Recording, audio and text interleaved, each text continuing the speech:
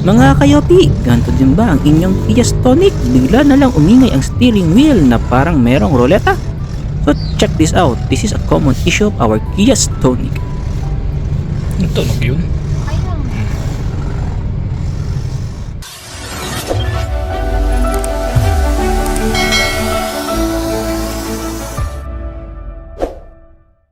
Good morning mga kayopi! Pupunta ngayon tayo ng Kia Lipa para pa-warranty yung ating steering wheel.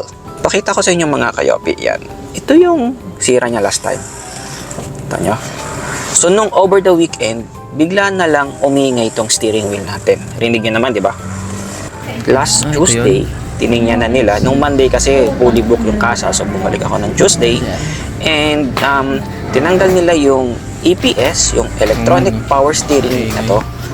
And pinakita sa akin yung motor, yun yung maingay. So papalitan nila yan ng buo and dumating na yung pyesa natin. So pupunta na ngayon tayo sa Kia para papalitan. Yan, we are already in the casa. They will do the preliminary checks, battery testing, plus they will scan it. At the same time, they will double check again kung maingay pa talaga before they replace it. So yan, they gonna try it. And maingay nga siya.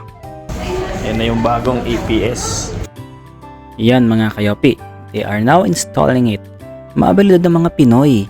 Ang proper instruction talaga nito is to remove those yung mga panel sa baba.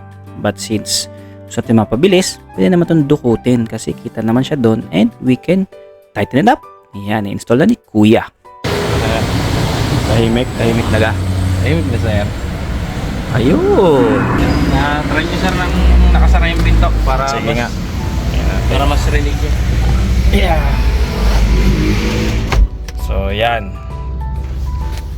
Ayun, tahimik.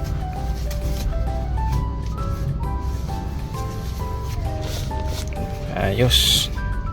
Ayos na. Yan, shout out kay Jeff. Ang bilis gumawa oh. So pagpapagawa kayo dito sa Kia Lipa, magaling si Kuya, mabilis. Dito mabilis, dito kayo pumunta sa Kia Lipa oh. Tapos agad ang trabaho.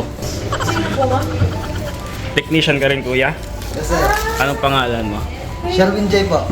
Yan, Sherwin J. Ito yung pangalawang technician nila. So yan mga kayopi, nandito tayo sa Kia Lipa. So pinawarranty natin.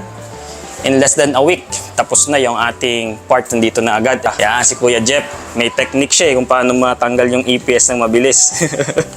So yan, kay Karen.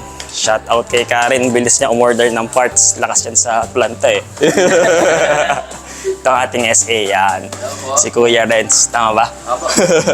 And si Kuya, si Ate Sars. Si Ate Sars, yan.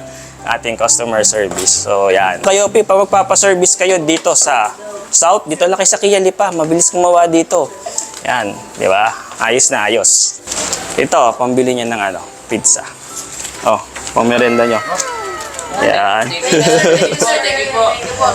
Yan, pang merienda. Thank you po. Kakainin ka kuya, ikaw gumawa it, hindi ka pinakain. Mas madami kakainin natin dyan. Ayan. Actually, birthday kasi day ng anak ko din eh. Kaya, yan. So yan mga kayopi. Until next time. Bye!